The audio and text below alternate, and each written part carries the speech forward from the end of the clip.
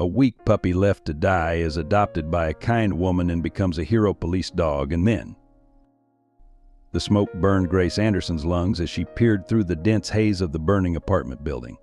Her flashlight beam cut through the darkness, revealing debris-strewn hallways and flickering flames that danced along the walls. Beside her, Chance's muscular frame tensed, his nose working overtime to detect any sign of life through the chaos. "Find them, boy," Grace whispered, her voice hoarse from the smoke. The radio at her hip crackled with urgent warnings the building's structural integrity was failing. They had minutes, not hours. Chance's ears suddenly pricked forward. Without warning, he bolted down the dark corridor, pulling Grace behind him. They passed door after door until a faint cry pierced through the roar of the flames. There, in a corner apartment, they found what they were searching for: 6-year-old Sophie Mitchell, curled beneath her bed, clutching her stuffed rabbit. "It's okay, sweetheart," Grace called out, dropping to her knees. "We're here to help," but as she reached for the child, an ominous crack echoed above them. Grace looked up to see the ceiling beginning to splinter. In that split second, Chance made a decision that would change everything. He lunged forward, pushing both Grace and Sophie back just as a burning beam crashed down, blocking their primary escape route. The heat was becoming unbearable, and Sophie's terrified sobs cut through Grace's heart. Then Chance did something that defied all his training. Instead of waiting for commands, he darted to the window, barking urgently. Grace understood immediately their only chance was the fire escape, but it meant trusting Chance's judgment over protocol. "Hold on tight," Grace instructed, lifting Sophie into her arms. Following Chance's lead, they made their way onto the rusted fire escape. The metal groaned beneath their weight as they descended, each step a prayer against gravity. They were 3 floors up when the structure gave an alarming shudder. Grace's heart stopped as she felt the metal begin to pull away from the wall. In that moment, time seemed to slow down. She saw Chance's eyes meet hers, saw the absolute trust and determination in them. Without hesitation, he pressed against her legs, stabilizing her as they made the final descent. Just as they reached the ground, the fire escape collapsed behind them with a thunderous crash. Emergency workers rushed forward, wrapping Sophie in blankets and checking for injuries. But Grace could only stare at Chance, who sat calmly beside her, his dark eyes reflecting the flames above. This wasn't just another rescue. This was the beginning of something much bigger than either of them could imagine. Grace Anderson hadn't always been the confident K-9 handler who put her life on the line to save others. 3 years ago, she was a different person entirely, a mother, a wife, and a kindergarten teacher in the quiet suburb of Millbrook. Her daughter Emily had been her world, a bright-eyed 7-year-old with unruly blonde curls and an infectious laugh who dreamed of becoming a veterinarian.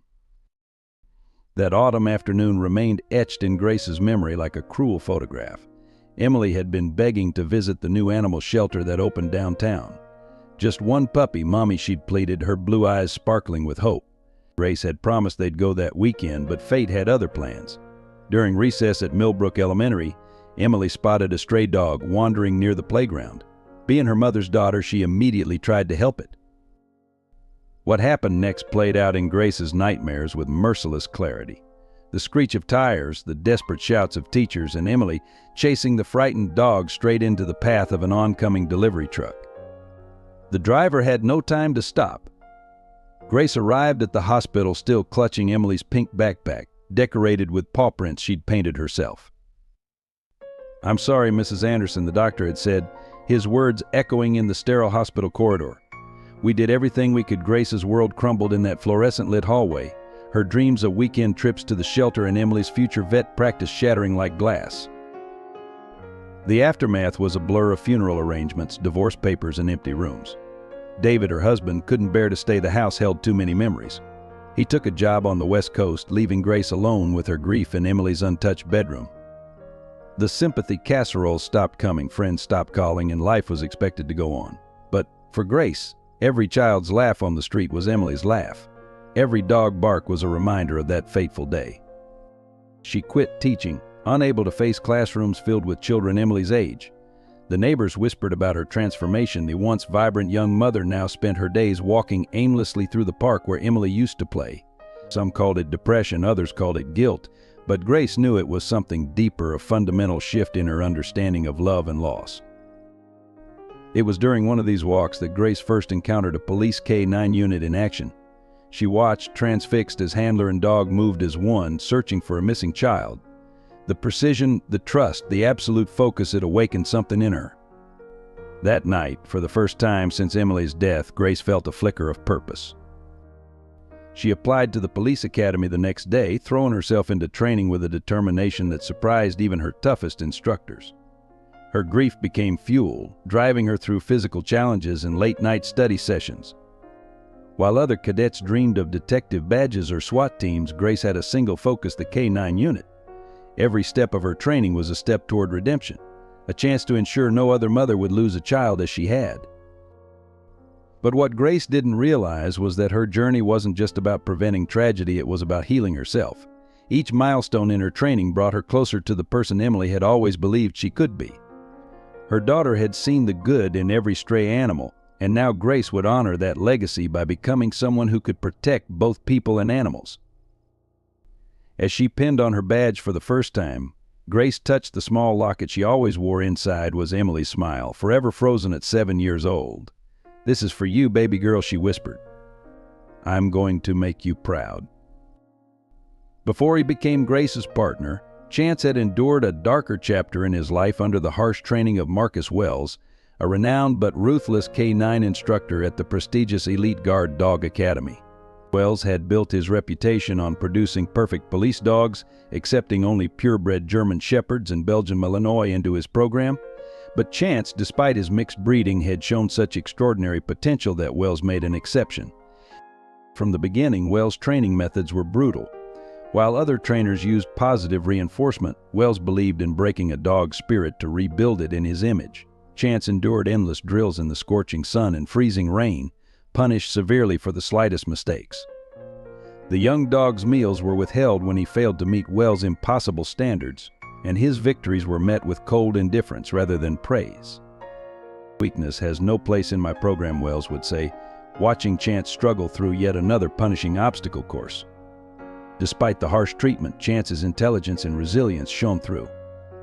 He mastered complex commands, excelled in scent detection, and demonstrated an uncanny ability to read human emotion, skills that would later serve him well with Grace. Everything changed during a critical evaluation exercise. Wells had set up an aggressive suspect scenario, using real weapons to test the dog's courage. When Chance hesitated for a split second before engaging, showing what Wells termed unforgivable weakness.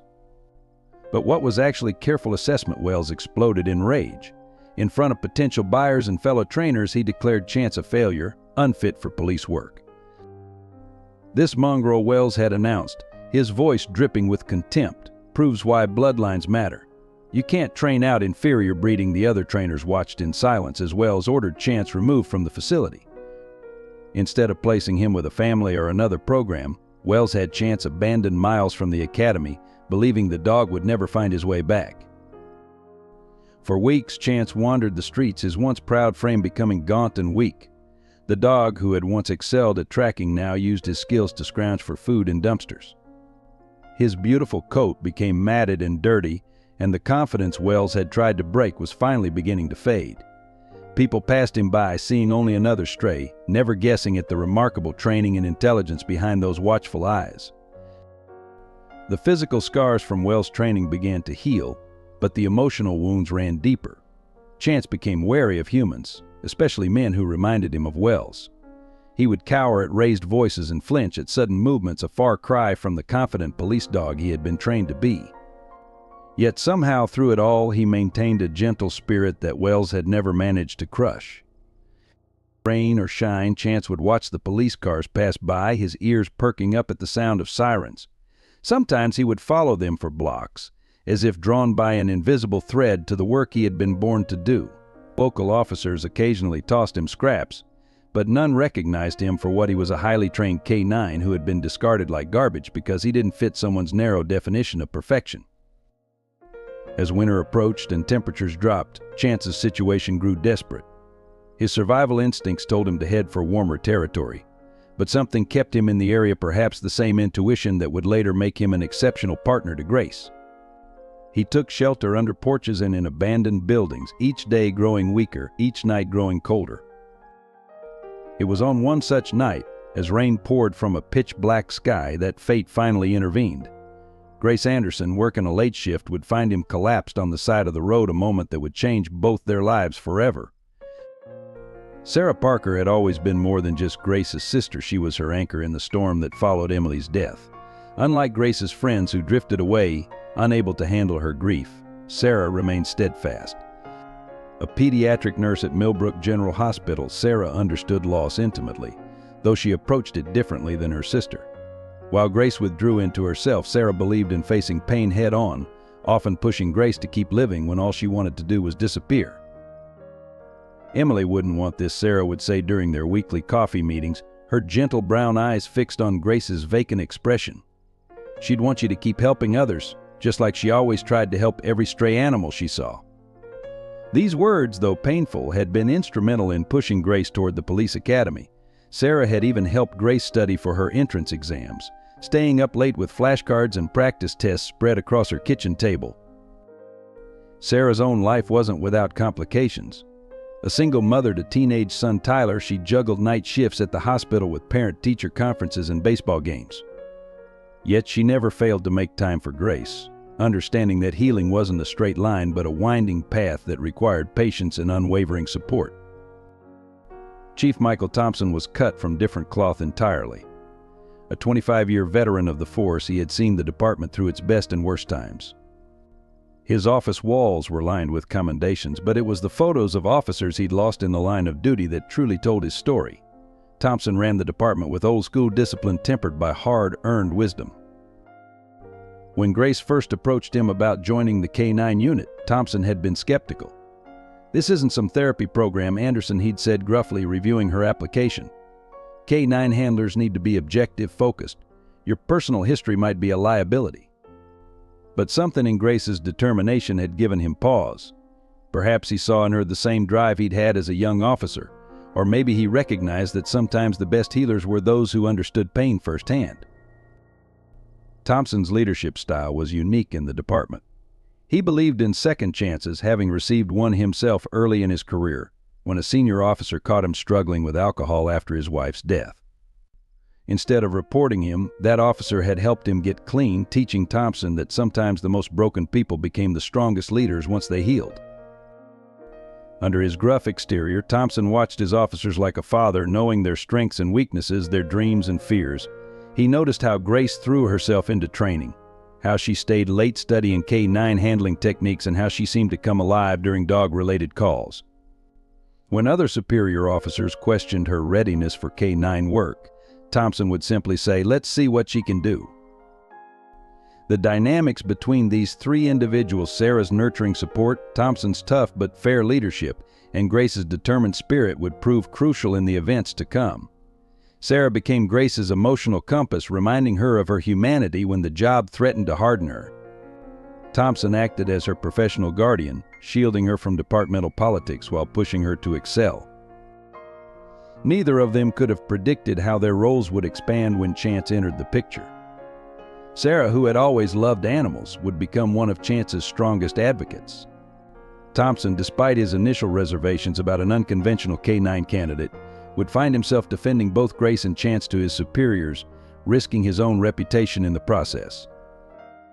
Together, they formed the foundation of support that would enable Grace to take the biggest risk of her career, believing in a broken dog that everyone else had given up on. The November rain fell in icy sheets, turning the streets of Millbrook into mirror-like surfaces that reflected the patrol car's headlights. Grace was working the graveyard shift, her third that week, patrolling the industrial district where abandoned warehouses loomed like sleeping giants. It was the kind of night most officers hated: cold, wet, and seemingly endless.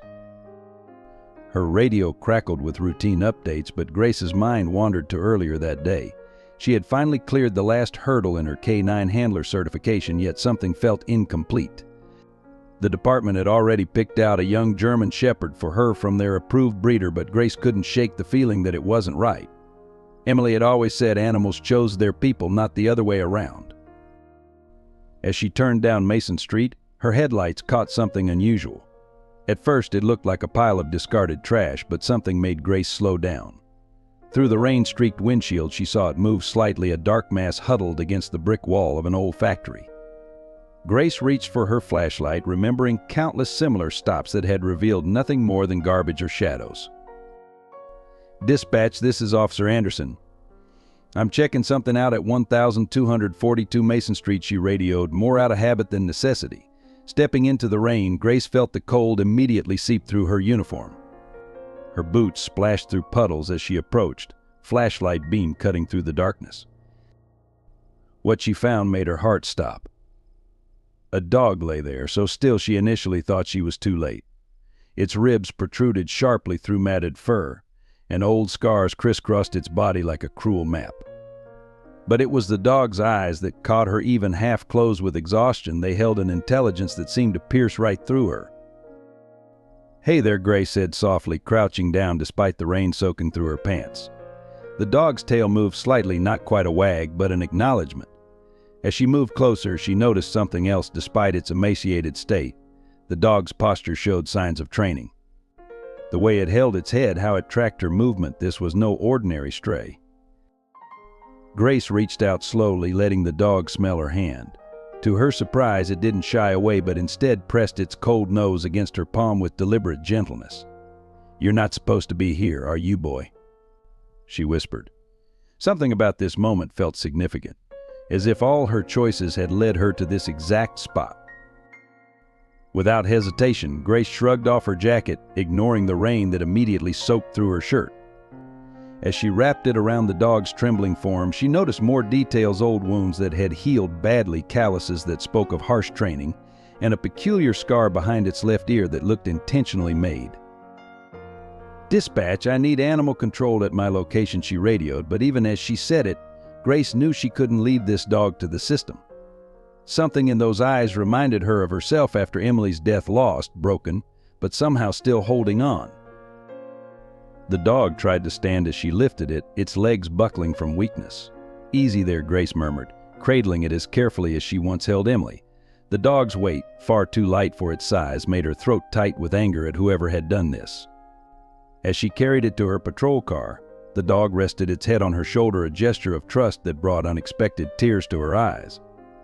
Inside the car, under the dome light, Grace got her first clear look at her find. Despite its condition, the dog had the bearing of a trained professional, the kind of presence she'd seen in police canines. Even exhausted and injured, it watched her with an alertness that spoke of intelligence and training. "I'm going to help you," she promised, meeting those watchful eyes. "Whatever happened to you, it's over now." The dog's tail thumped weakly against the seat, as if understanding her words.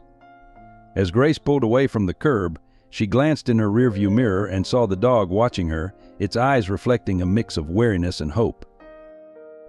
That moment would later mark the beginning of everything the night Grace Anderson found: not just a dying dog, but a chance at healing both their broken spirits.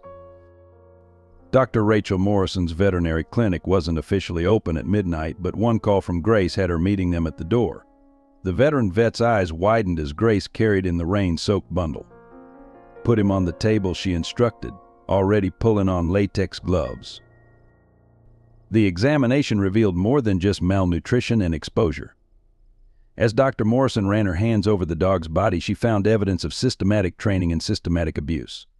"These aren't ordinary street dog injuries," she said, pointing to specific marks. "See these calluses? They're from professional-grade training equipment. And this scar behind the ear? That's from a tracking collar, high-end stuff." Grace watched as the vet cleaned and treated each wound, her mind racing. "Could he be a police dog?" she asked, remembering the animal's trained responses.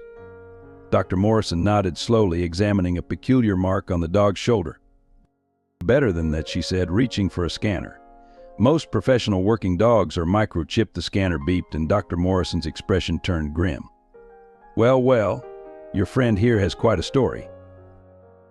The chip revealed the dog's official designation: K9 Candidate 2371, registered to Elite Guard Dog Academy.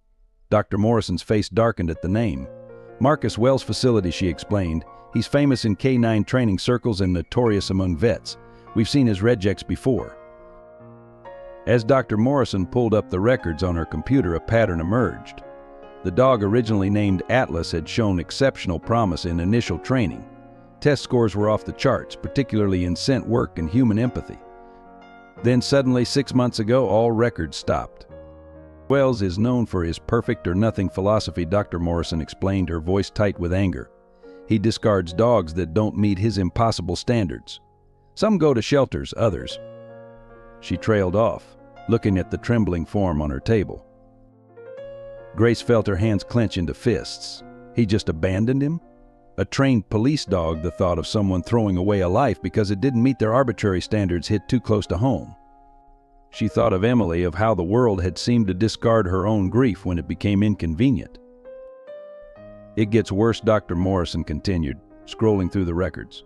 According to this, he was slated for transfer to a police department. Something happened during the final evaluation. Wells marked him as showing critical weakness under pressure and unsuitable for service. She looked up at Grace. In my experience, that usually means the dog showed compassion when Wells wanted aggression. The dog, she couldn't think of him as Atlas lifted his head weakly at their voices. Despite everything he'd been through, his eyes held no hostility, only a watchful intelligence. He tracked their movements with the precision of a trained officer, but there was something else there too, an eagerness to connect, to trust despite past betrayals. The irony, Doctor, Morrison said softly, administering antibiotics, is that this dog's weakness is exactly what most departments actually want. The ability to assess situations, to show restraint, these are valuable traits in police work. Wells is just too obsessed with his outdated methods to see it. Grace moved closer, letting the dog rest his head against her hand. She remembered Chief Thompson's words about second chances, about how sometimes the most broken became the strongest. "What do you think?" she asked Dr. Morrison. "Could he still work?" The vet smiled, the first real smile since they'd arrived. With proper care and rehabilitation, this dog could be extraordinary. He hasn't lost his training. You can see it in how he carries himself, how he responds to commands. He just needs someone to believe in him. The dog's tail thumped weakly against the metal table, as if agreeing. Grace looked into those intelligent eyes and made a decision. "Then I'll believe in him," she said firmly. "I'm not letting him be thrown away again." "He'll need a name," Dr. Morrison said, finishing up the last bandage. "Something new to mark his fresh start." Grace thought about it, about found opportunities and unexpected destinies. "Chance," she said finally. "His name is Chance." The newly named Chance lifted his head at the word, ears perking forward. For the first time that night, his tail wagged with real energy. It was as if he understood that this moment marked not an ending, but a beginning. The morning briefing room fell silent when Grace presented her proposal to Chief Thompson. Her detailed rehabilitation plan for Chance lay on his desk, alongside Dr. Morrison's medical reports and the damning documentation from Elite Guard Dog Academy. Thompson's expression remained unreadable as he flipped through the pages. "Let me get this straight, Anderson," he said finally. "You want to rehabilitate a rejected K9, one that even Marcus Wells couldn't train, and turn him into your partner." His tone made several officers shift uncomfortably in their seats. "The department has already approved a purebred German Shepherd for you. Why risk your career on a wild card?" Before Grace could respond, Lieutenant Richard Hayes cut in. "Chief, this is ridiculous. We can't put department resources into a stray with a failed history. It's a liability waiting to happen." Hayes, the department's senior K9 trainer, had been pushing for Grace to take the pre-selected dog for weeks. Grace stood her ground, her voice steady. "With all due respect, sir, Chance wasn't a failure. He was discarded because he showed restraint and judgment, qualities we actually want in our K9 officers. Dr. Morrison's evaluation confirms his exceptional training foundation. He just needs someone to work with him, not against him." "And you think you're qualified for that?" Hayes scoffed. "You've never even handled a K9 before. This isn't some rescue dog fairy tale, Anderson. We deal with real criminals, real dangers." Sarah, who had come to support her sister, spoke up from the back of the room. "Grace has completed every certification required for K9 handling. Her scores were top of her class. The only difference here is giving a chance to a dog that deserves one." Thompson raised his hand for silence, studying Grace intently. "You understand what you're asking? If this goes wrong, it's not just your career on the line, it's the department's reputation, possibly civilian safety." "I understand completely, Sir," Grace replied. But I also understand what happens when we discard something valuable because it doesn't fit our preconceptions. Chance is everything it takes to be an extraordinary police dog: intelligence, training, and most importantly, the ability to read situations and respond appropriately. The chief leaned back, his expression thoughtful. Hayes has a point about the risks. What makes you so sure about this dog? Grace took a deep breath, knowing her next words needed to count. Because I've seen what happens when we give up on someone too soon. Chance doesn't need to be broken and rebuilt. He needs to be understood and supported. His supposed weakness is actually his strength. He assesses situations before acting, shows discretion in his responses, and still maintains his training despite months of abandonment. She pulled out video footage Dr. Morrison had taken of Chance responding to basic commands, showing his discipline even in his weakened state. This isn't about saving a stray, sir. It's about recognizing potential where others see failure. Thompson watched the footage in silence, then looked at Hayes. Your thoughts as K9 trainer? Hayes shook his head. It's a mistake. We have protocol standards. This dog's history is a red flag. If anything goes wrong, we're all liable. And if everything goes right, Sarah interjected, we proved that second chances aren't just words we say, they're opportunities we create. The room fell silent as Thompson stood, walking to the window. After what seemed like an eternity, he turned back. 2 months, he said finally. You have 2 months to prove this dog can meet our standards. Hayes will evaluate his progress weekly.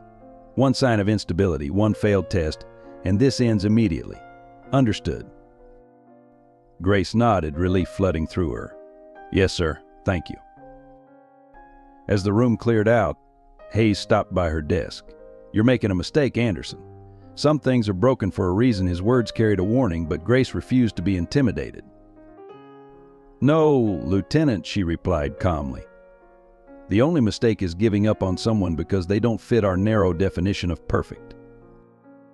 Later that evening, as Grace led Chance into her home for the first time, she realized this was more than just a professional challenge. This was about redemption, not just for Chance, but for herself. As he settled onto the dog bed she'd prepared, his eyes never leaving her, she saw not a broken animal, but a partner in healing.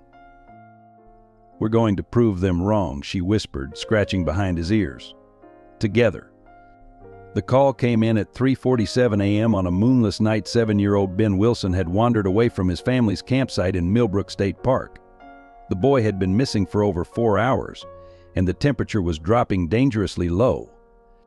Grace listened to the dispatch details, her heart racing as she glanced at Chance in the passenger seat. They were 2 weeks shy of their 2-month evaluation deadline, and this would be their first real test.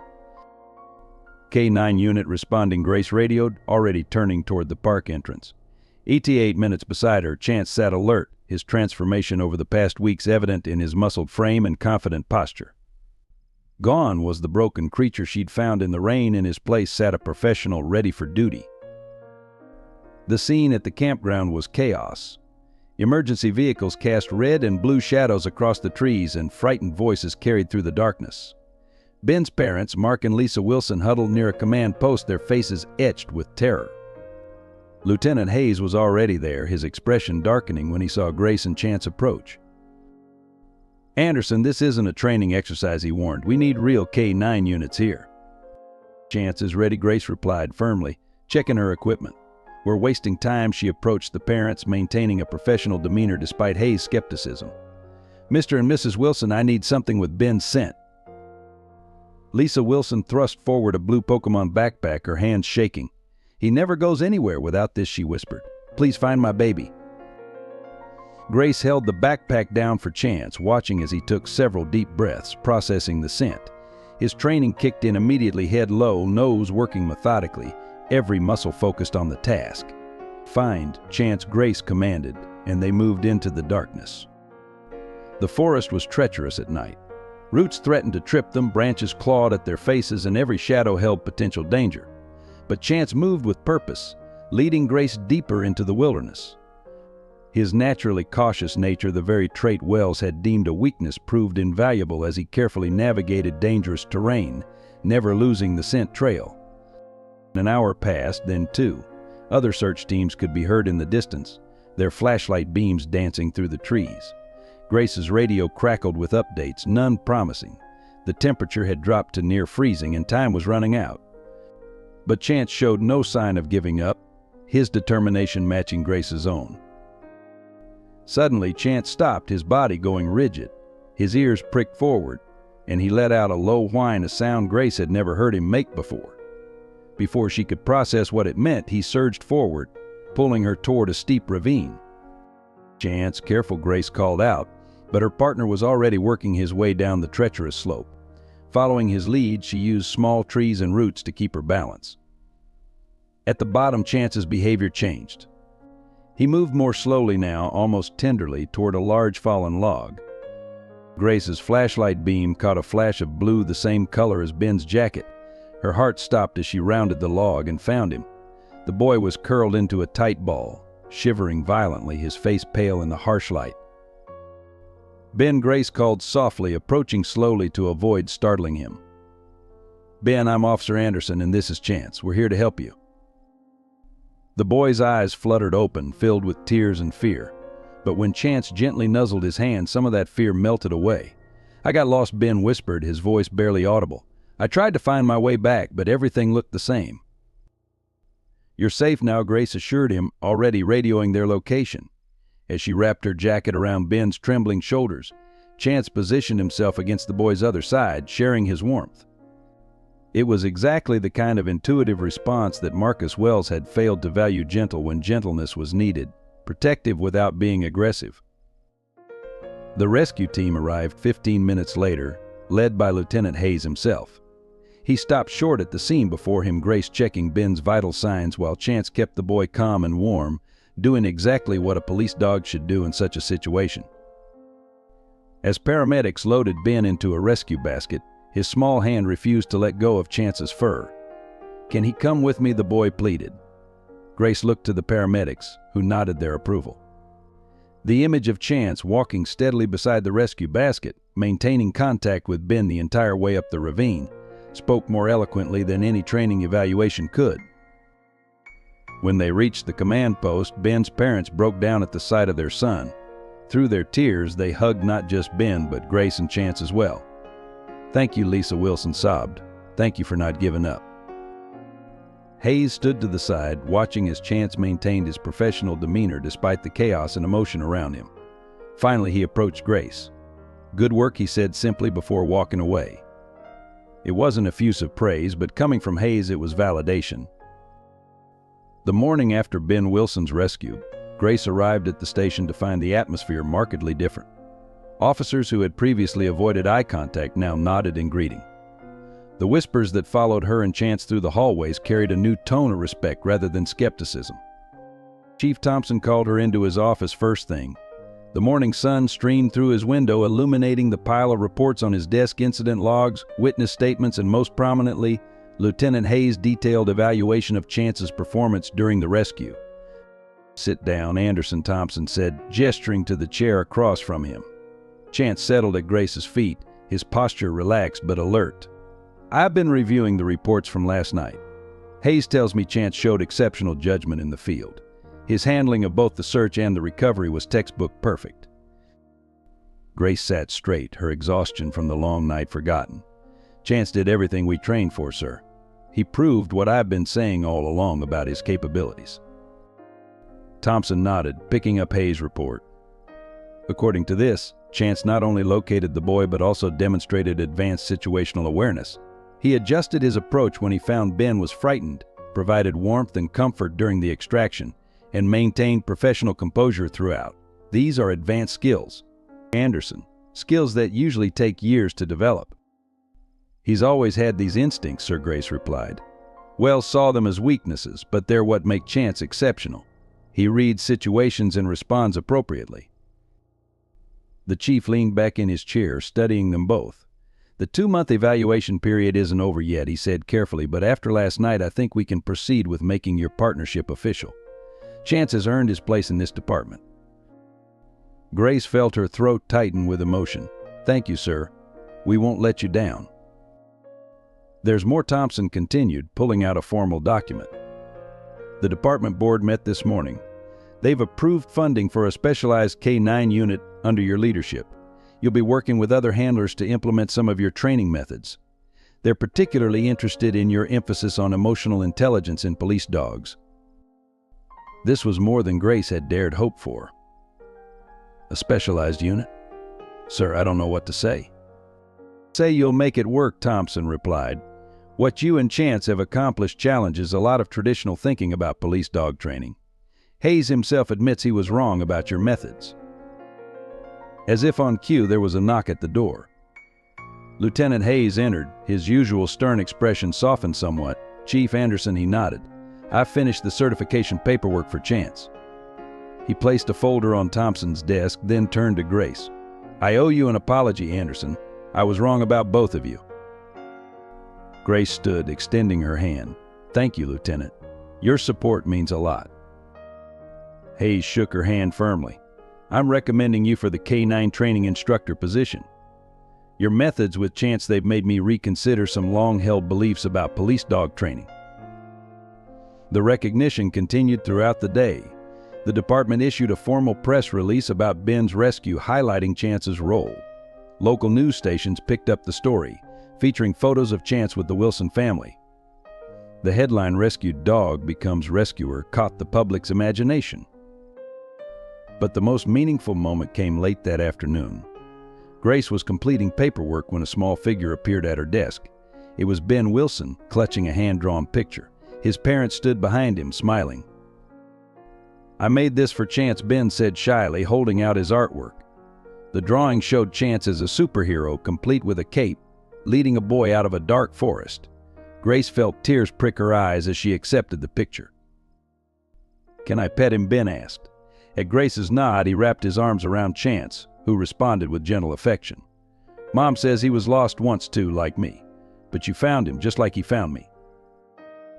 Lisa Wilson stepped forward, her eyes shining. We can never thank you enough, she said softly. Both of you. You've shown us that sometimes the most extraordinary heroes come in unexpected forms. As the Wilsons left, Grace pinned Ben's drawing to her bulletin board.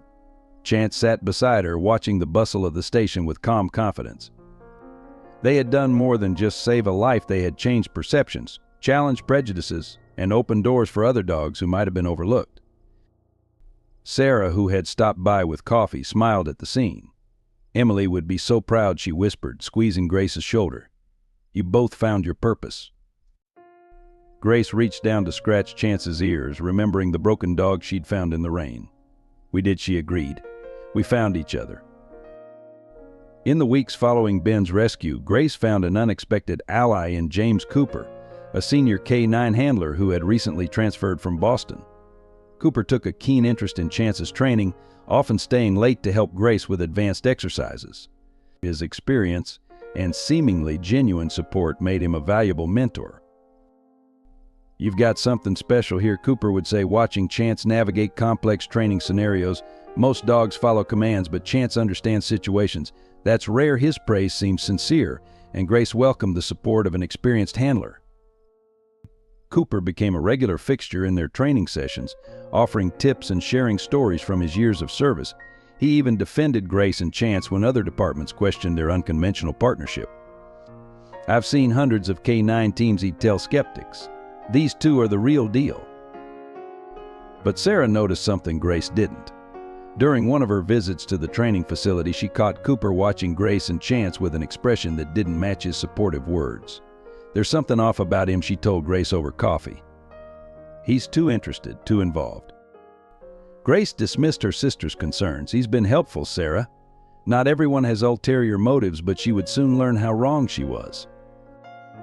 The truth began to unravel during preparation for a major K-9 certification event. Departments from across the state would be attending, and Grace and Chance were scheduled to demonstrate their innovative training methods. The night before, Cooper insisted on helping them with a final practice session. Try this new obstacle course, he suggested, setting up a complex sequence. It'll really showcase Chance's abilities. Grace noticed Chance's unusual hesitation but attributed it to fatigue. That was her first mistake. The next morning, as Grace prepared for their demonstration, she found Chance limping slightly. Concerned, she took him to Dr. Morrison for a quick check. The vet's examination revealed something disturbing: traces of a mild muscle relaxant in Chance's system. "Someone's been tampering with his food," Dr. Morrison said grimly, showing Grace the test results. "Not enough to cause serious harm, but enough to affect his performance." This was deliberate. Grace's mind raced back to the previous evening, Cooper's insistence on handling Chance's pre-training meal, his specific suggestions about the obstacle course. The betrayal hit her like a physical blow. A quick search of Cooper's office revealed the truth. Hidden in his desk were emails to Marcus Wells, Chance's former trainer. Cooper had been feeding information to Wells for weeks, working to discredit Grace's training methods and prove that rejected dogs couldn't be rehabilitated. "He's been sabotaging us," Grace told Chief Thompson, presenting the evidence. "Cooper's been working with Wells to prove Chance would fail. They wanted to protect their traditional training methods." Thompson's face darkened as he reviewed the emails. "Cooper's been orchestrating accidents during training, trying to make Chance look unstable. He nearly ruined your career and could have seriously injured your partner." When confronted, Cooper remained defiant. "Wells was right," he spat. "Dogs like Chance are a liability. Your bleeding heart methods will get someone killed. I was trying to protect the integrity of K9 training." "No," Grace replied, her voice steady despite her anger. "You were protecting an outdated system that values blind obedience over intelligent response. Chance proves there's a better way." Cooper was suspended pending investigation, but the damage was done. The certification event had to be postponed, and questions arose about Grace's judgment in trusting him. Some officers suggested that perhaps she was too naive for K9 work. But Chance proved more resilient than their critics expected. Within days, he had recovered from the drug's effects, his performance stronger than ever. If anything, the betrayal seemed to strengthen the bond between handler and dog. Cooper didn't understand, Grace told Sarah as they watched Chance run through his exercises, his movements precise and confident. He thought Chance's intelligence and empathy were weaknesses. He couldn't see that they're his greatest strengths. The incident led to a department-wide review of training practices. Cooper's connection to Wells exposed a network of traditionalists resistant to change, willing to sabotage progressive methods to maintain their status quo. "You've started something important," Thompson told Grace during a follow-up meeting. "This isn't just about one dog anymore. It's about changing how we think about K9 training entirely." Grace looked at Chance, who sat alert beside her chair, his trust in her unshaken despite the betrayal they'd endured. "We're ready for whatever comes next," she said, and meant it. The betrayal had taught them both valuable lessons about trust and vigilance. But more importantly, it had shown that their bond was stronger than any attempt to break it. They had faced doubt, prejudice, and now betrayal, and emerged stronger for it. In the aftermath of Cooper's betrayal, Grace and Chance faced their greatest training challenge yet, preparing for the rescheduled state certification trials. The event would put them under intense scrutiny, with evaluators from major police departments watching their every move. The pressure was immense, but it also presented an opportunity to prove their methods on a larger stage. Grace developed a rigorous training schedule that pushed both their limits. Dawn found them at the training facility, working through increasingly complex scenarios. Unlike traditional K9 training that focused solely on obedience, Grace's approach emphasized problem-solving and situational awareness. "Think it through, buddy," she would encourage as Chance faced new challenges. One particularly difficult exercise involved distinguishing between multiple scent trails, identifying which one belonged to their target. While other dogs might follow the strongest scent, Chance learned to analyze each trail, understanding that the most obvious path wasn't always the correct one. The challenges weren't just physical. Grace noticed that Chance still carried emotional scars from his time with Wells. Certain sounds, a sharp whistle, a metal chain dragging, would cause him to hesitate momentarily. Rather than forcing him through these moments, Grace worked with him, helping him build new associations. "It's okay to be cautious," she'd say softly during these times. "We face things together." Gradually, Chance's reactions to these triggers diminished, replaced by a confident focus on the task at hand. Their training sessions drew observers from within the department.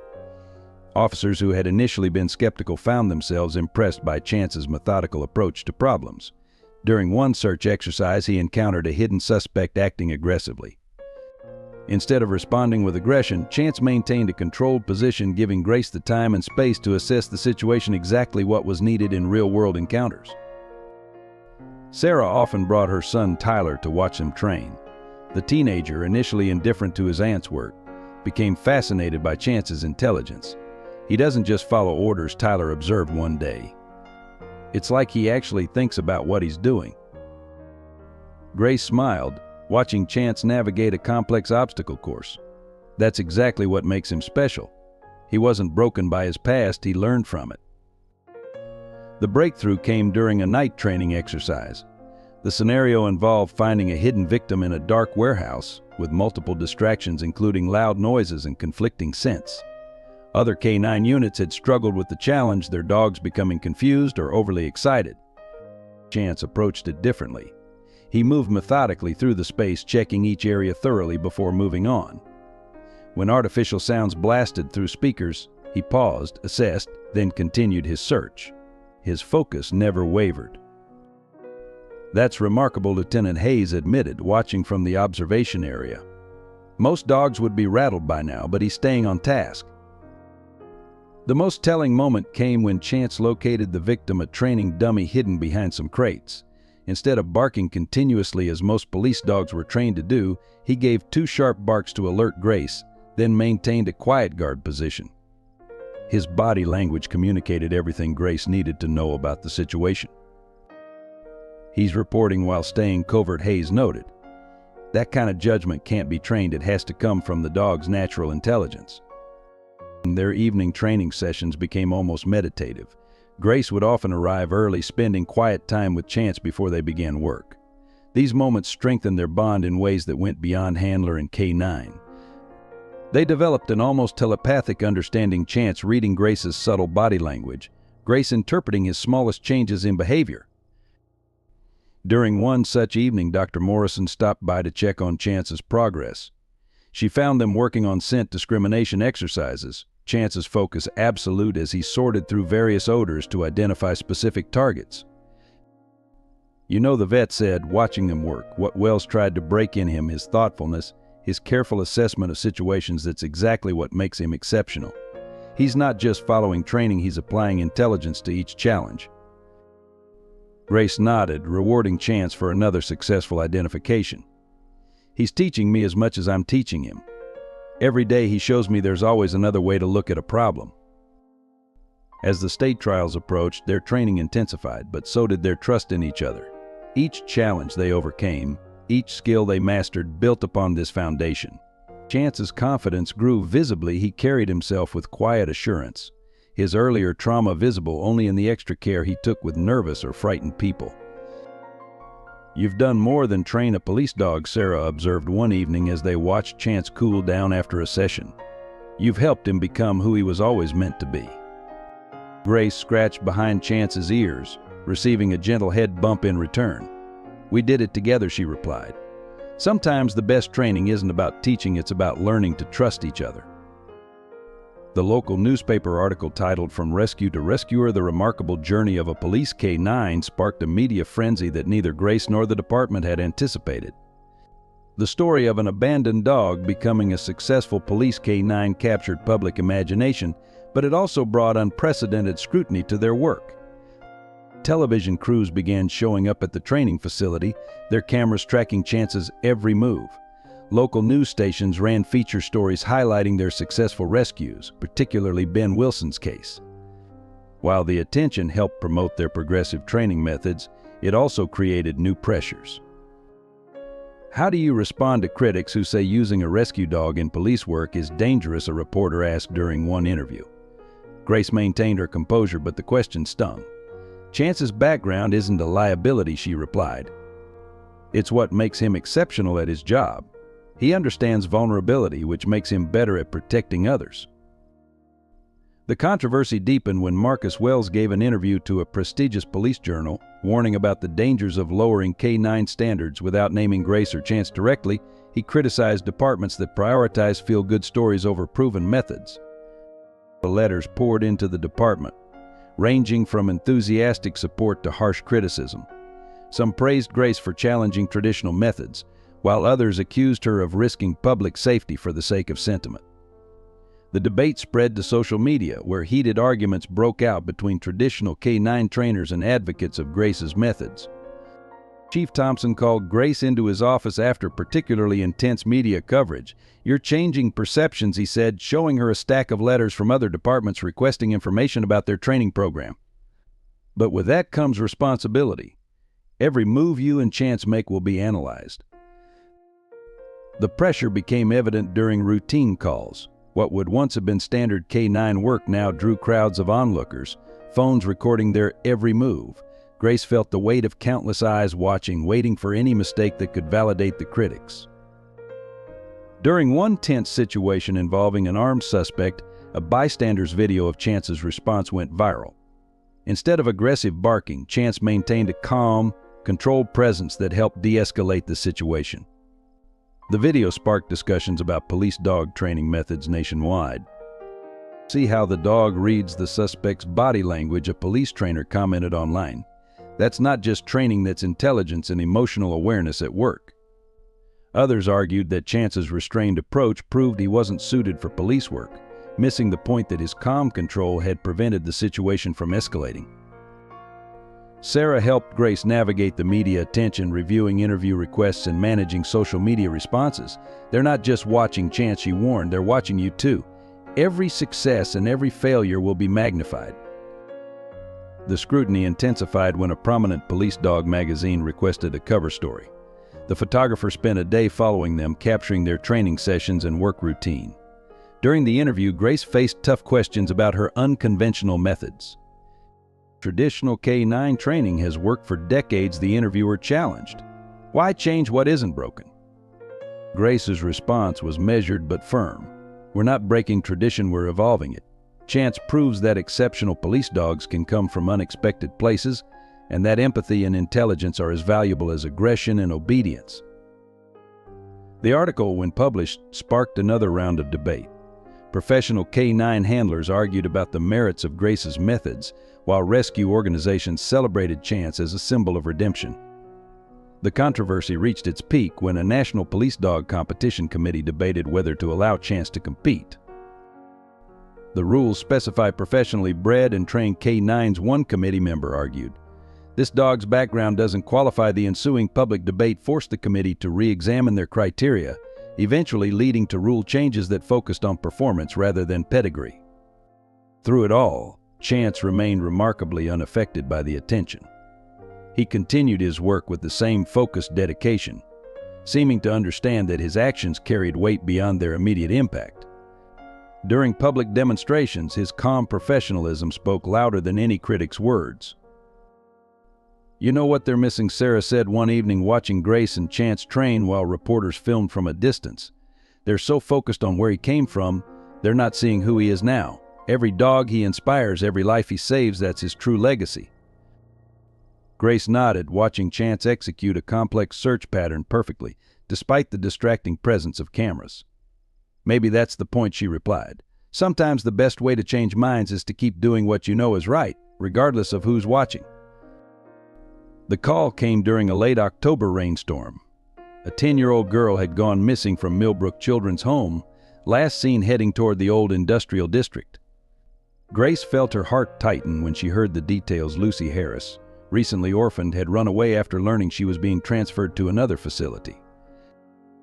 "She's been in the system for 6 months, the social worker explained, showing Grace a photo of a small girl with solemn brown eyes. "Her parents died in a car accident. Lucy's been struggling to adjust." The unspoken weight of that struggle hung in the air, reminding Grace of her own grief after Emily. The rain made tracking difficult, but Chance was in his element. He worked methodically through the industrial area, his nose low to the ground despite the weather. The scent trail led them to an abandoned warehouse, its windows dark against the stormy sky. Lucy Grace called out, her flashlight beam cutting through the shadows. "I'm Officer Anderson, and this is Chance. We're here to help," silence answered, broken only by the drum of rain on the metal roof. Chance's behavior changed suddenly, his tail lowered, his movements becoming gentler. He led Grace to a corner where shipping crates created a small shelter.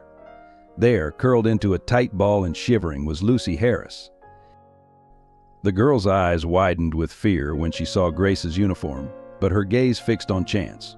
The dog, showing his remarkable intuition, lay down a few feet away, making himself appear smaller, non-threatening. It was the same technique he used with frightened victims, but something about this situation felt different. "You found a good hiding spot," Grace said softly, keeping her distance. "Mind if we join you? It's pretty wet out here." She sat down on a crate, letting Lucy make the next move. After a long moment, Lucy whispered, "Is he your dog?" Her voice was barely audible over the rain. "He's my partner," Grace replied. "And he was rescued too, just like you're going to be." This caught Lucy's attention. "Really?" Grace nodded, sharing Chance's story how he was abandoned, deemed worthless, until someone saw his true value. As she spoke, Lucy uncurled slightly, her eyes never leaving Chance. "Can I?" Lucy hesitated, then reached out a trembling hand. Chance moved forward slowly, letting her touch his fur. The moment her fingers made contact, Lucy broke down, tears mixing with raindrops on her face. "I don't want to go to another home," she sobbed. "I want my mom and dad back." The raw pain in her voice struck Grace to her core. Without thinking, she moved closer, and Lucy fell into her arms. "I know, sweetheart," Grace whispered, holding her tight. "I know exactly how that feels." Chance pressed against them both, offering warmth and comfort, creating a circle of safety in the cold warehouse.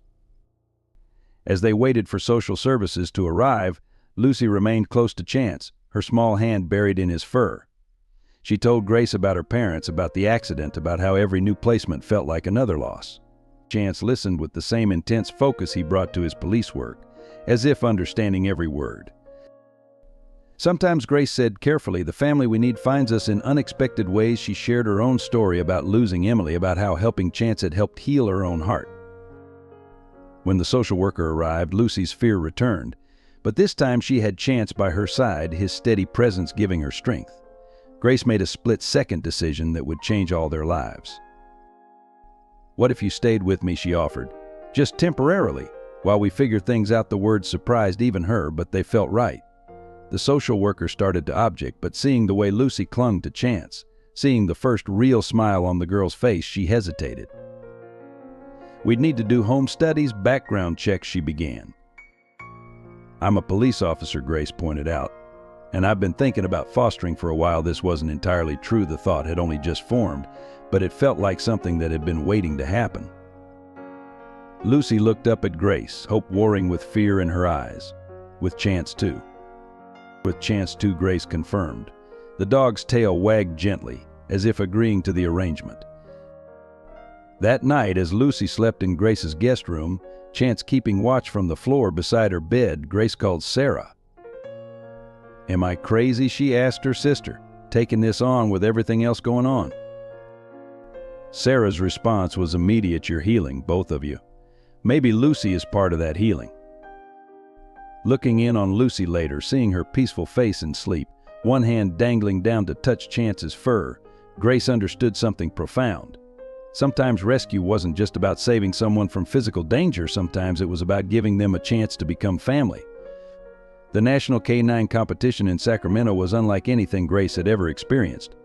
The arena buzzed with activity as handlers and their dogs from across the country prepared for what was considered the Olympics of police dog training. Purebred German Shepherds and Belgian Malinois dominated the scene, their pedigrees as polished as their training.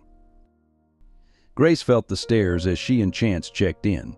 Their story had preceded them, and whispers followed them through the registration area. "That's the rescue dog," she heard someone say. "Can't believe they're letting him compete." Chance, however, remained focused and calm, his presence steady beside her.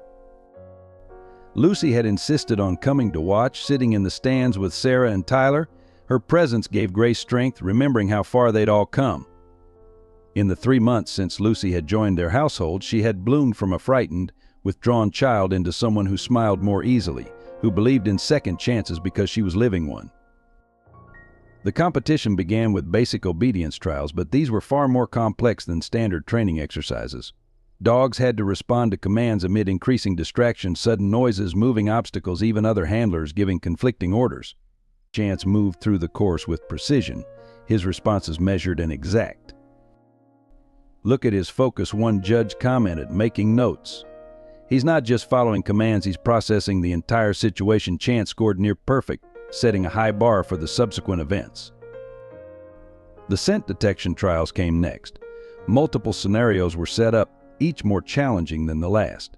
Competitors had to locate specific targets among dozens of decoys with time penalties for false alerts. This was where most dogs struggled, their enthusiasm leading to mistakes. Chance's methodical approach drew attention. Unlike other dogs that rushed through the search areas, he took his time, thoroughly checking each section before moving on. His cautious nature, once criticized by Marcus Wells, proved to be his strength. He found every target with 0 false alerts, setting a competition record. The most demanding event was the protection scenario. Handlers and their dogs faced a complex situation involving multiple suspects, some threatening, others innocent. Dogs needed to show both the ability to apprehend threats and the discernment to leave non-threats alone. As Grace and Chance prepared for their turn, she noticed Marcus Wells in the judges' panel. His presence was like a shadow from their past, but Chance seemed unaffected. If anything, he appeared more focused, more determined. The scenario began. Grace and Chance entered a simulated street scene, complete with civilians and potential threats. 2 suspects emerged, one acting aggressively, another showing signs of surrender. This was where most dogs defaulted to aggression, but Chance demonstrated exactly what Grace had been training for. He moved to control the aggressive suspect while maintaining awareness of the surrendering one, never overreacting or losing focus. When a third suspect appeared suddenly with a training weapon, Chance adjusted his position to protect Grace without escalating the situation. "Extraordinary control," one judge announced. "The dog is thinking, not just reacting." Even Wells's expression showed reluctant admiration. The final challenge was the rescue scenario, a complex search and rescue operation in a smoke-filled building with multiple victims. Dogs had to locate the victims while navigating obstacles and avoiding hazards. Time was critical, but so was accuracy. Grace felt a moment of concern as they entered the course. This would test everything they'd worked for. "Find them," Chance, she commanded, and they began their search. Chance moved through the smoke with purpose, his training evident in every movement. He located the first victim quickly, but instead of barking continuously as most dogs did, he gave his characteristic 2-bark signal, then led Grace directly to the location. His efficiency saved precious seconds. The second victim was hidden in a more challenging spot, requiring dogs to navigate an unstable walkway. Many competitors had hesitated here, but Chance analyzed the situation and found an alternate route, demonstrating problem-solving abilities that drew gasps from the audience. As they completed the course, having found all victims in record time, the arena erupted in applause. Lucy's voice could be heard above the crowd, cheering for her family. Grace knelt beside Chance, overwhelmed with pride. "You did it, buddy," she whispered. "You showed them all." The scores were tallied as competitors and spectators waited in tense anticipation. When the final results were announced, there was a moment of stunned silence. Chance had not only won, he had achieved the highest combined score in the competition's history. As Grace accepted the trophy, she saw something she never expected: Marcus Wells approaching them, his expression unreadable. The arena grew quiet, watching this confrontation between past and present. "I was wrong about him," Wells said finally, his voice carrying in the silence. "About both of you. You've changed how we need to think about K9 training." Grace nodded, accepting his words, but knowing their victory meant more than just proving him wrong. It was about showing that excellence could come from unexpected places, that past trauma didn't define future potential. Lucy ran down from the stands to hug them both, her joy infectious. Looking at her small family, a rescued dog, a healing child, and her own renewed spirit, Grace understood that they had won something far more valuable than any competition trophy. The celebration of their competition victory was short-lived. As Grace and Chance prepared for the final exhibition demonstration the next day, Sarah noticed James Cooper lurking near the training area. Despite his suspension, he had somehow gained access to the competition grounds using his old credentials. "What's he doing here?" Sarah whispered to Grace, watching Cooper disappear behind the equipment storage area. The sight of him sent a chill down Grace's spine, but she forced herself to focus on the upcoming demonstration. "Keep an eye on Lucy," Grace instructed Sarah. "I don't trust him." She tightened her grip on Chance's lead, noting how her partner had already picked up on her tension, his body alert and watchful. The exhibition was meant to showcase Chance's innovative training methods to departments nationwide. Grace had planned a complex demonstration involving search and rescue techniques, but something felt wrong. During their pre-show equipment check, Chance began acting strangely, sniffing intensely at his protective gear. Grace inspected the equipment and found traces of a foreign substance on the inside of Chance's protective vest. Laboratory analysis would later reveal it to be a powerful irritant designed to distract and disorient working dogs. If Chance had worn the vest during the demonstration, it would have appeared as a complete training failure. The backup vest Grace decided quickly, her hands shaking with anger as she retrieved their spare equipment. Chance watched her with steady eyes, trusting her decision completely. But Cooper's sabotage attempt went beyond the equipment. As they entered the arena for their demonstration, Grace noticed unfamiliar scents that hadn't been part of their planned scenario. Cooper had planted additional scent markers, attempting to confuse Chance during critical portions of the demonstration. The audience fell silent as Grace and Chance took their positions. In the stands, Lucy clutched Sarah's hand, sensing the tension. Chief Thompson, who had flown in for the exhibition, watched with narrowed eyes, having been briefed about Cooper's presence. Instead of following their planned routine, Grace made a split-second decision. "Trust me," she whispered to Chance, and deviated from their prepared demonstration. She would let Chance work naturally, showing his true abilities rather than following a scripted performance. Chance responded brilliantly. He identified and ignored the false scent trails Cooper had planted, focusing instead on the genuine training scenarios. His natural intelligence and adaptability shone through as he navigated the modified challenges, demonstrating exactly why Grace's training methods were so effective. From the corner of her eye, Grace spotted Cooper moving toward the arena's control panel. Before she could react, the lights suddenly went out, plunging the demonstration into darkness. Panicked murmurs rose from the crowd. But darkness was something Chance had been trained for. Without missing a beat, he maintained his position, using his other senses to stay oriented. Grace felt a surge of pride. This unexpected challenge was actually showcasing one of their key training principles: adapting to changing situations. "Stay calm," Grace called out to the audience. "This is actually a perfect demonstration of real-world conditions." She proceeded to guide Chance through a series of commands, his responses precise even in complete darkness. When the emergency lights finally came on, Cooper was being detained by security. His plan had backfired spectacularly. Instead of destroying Chance's credibility, he had helped demonstrate exactly why Grace's training methods were superior. "Your dog should have failed," Cooper spat as officers led him away. "No rescue mutt should be able to handle those distractions." Grace stood tall, Chance steady beside her. "That's where you're wrong, Cooper. It's because of his past, not in spite of it, that Chance can handle anything you throw at him. Every challenge you create just proves how extraordinary he is." The audience, realizing they had witnessed not just a demonstration but an actual attempt to discredit a K-9 officer, erupted in supportive applause. Lucy ran from the stands to throw her arms around Chance, who responded with his characteristic gentle affection. Chief Thompson approached, his face stern. "Cooper will face charges for this," he stated. "But more importantly, you two just proved exactly why your methods work. Real police work isn't about following scripts, it's about adapting to unexpected situations." The failed sabotage attempt became a turning point in K-9 training discussions. Departments that had been hesitant about Grace's methods now saw the value in training dogs to think and adapt rather than just obey.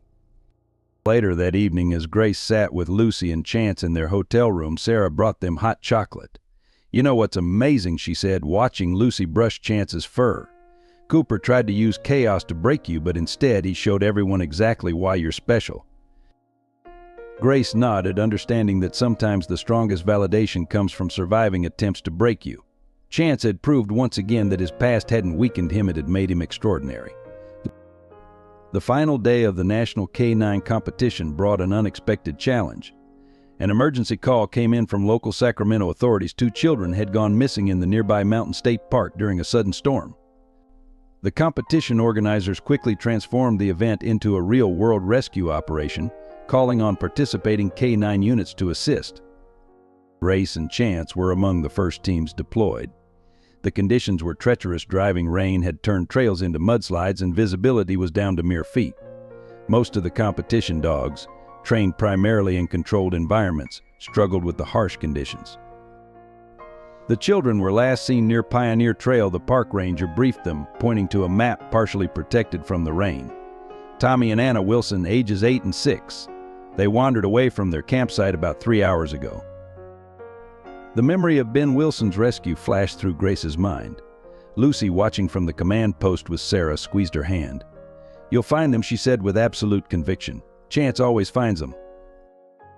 Despite exhaustion from the previous day's competition, Chance showed no hesitation. He worked the initial scent article, a small backpack belonging to Tommy, with his characteristic thoroughness. Other dogs were already ranging out in different directions, their handlers calling out in the storm. Chance took a different approach. He paused at the trailhead, processing not just the scent, but the entire situation: wind direction, terrain, the likely path of frightened children. This was what Grace had trained him for, not just following trails, but understanding scenarios. They moved methodically through the wilderness, Chance adapting his search pattern to account for the weather conditions. When they reached a fork in the trail, he did something remarkable. Instead of following the more obvious path, he indicated toward a small game trail barely visible in the growing darkness. "You sure, buddy?" Grace asked, trusting his judgment but aware of the risks. Chance's response was confident, his body language certain. They'd learned to communicate in these subtle ways, building a partnership that went beyond simple commands. The game trail led them to a series of rock formations. Chance's behavior changed suddenly. His movements became more deliberate, his signals more intense. Grace heard it then, a faint cry carried on the wind. They found the children huddled under an outcropping, soaked and frightened but alive. Anna was clutching her brother, both of them shivering violently. The moment they saw Chance, their fear turned to hope. "Are you really a police dog?" Tommy asked through chattering teeth as Grace wrapped them in emergency blankets. "You don't look like the ones on TV." Chance responded by gently pressing against them, sharing his warmth while Grace radioed their location. His natural empathy, the very quality Wells had once dismissed, made the children trust him immediately. The rescue made headlines, overshadowing the competition itself. "Rescue dog saves children in storm," the papers proclaimed. But it was the technical analysis that followed that truly validated Grace's methods. A review of Chance's search pattern showed how he had processed multiple factors: weather conditions, terrain, child psychology to predict the most likely location. His approach had cut the search time dramatically, potentially saving lives in the hazardous conditions. At the closing ceremony, the competition director made an unprecedented announcement. "We've seen something extraordinary here," he declared. "Not just a successful rescue, but a new standard in K-9 operations. Officer Anderson and Chance have shown us that excellence in police dog work isn't about breeding or traditional methods. It's about intelligence, adaptability, and the bond between handler and dog." Marcus Wells, who had watched the rescue operation unfold, approached Grace afterward. "You've proven me wrong in every way possible," he admitted. "Everything I rejected in him, his caution, his empathy, his tendency to assess before acting, those are precisely what make him exceptional." Lucy, who had barely left Chance's side since the rescue, looked up at Wells. "Sometimes the things people think are weaknesses are really strengths," she said wisely. "You just have to give them a chance to prove it." The competition ended not with just a trophy, but with a paradigm shift in K-9 training. Departments across the country began requesting information about Grace's methods, particularly her emphasis on developing each dog's natural intelligence and instincts rather than enforcing rigid protocols. That evening, as they prepared to return home, Grace found Lucy curled up with Chance in their hotel room, reading him stories as she often did. "You know what, Mom," Lucy said, the word mom still new and precious between them. "Chance isn't just a hero because he's brave. He's a hero because he shows everyone that being different can be a gift." Grace sat beside them, embracing this small family they'd built from broken pieces. "That's exactly right, sweetheart. Every challenge he faces just proves how special he is." The abandoned steel mill loomed against the night sky, its rusted structures casting twisted shadows in the emergency lights. A massive explosion had ripped through the building hours earlier, trapping 3 maintenance workers inside.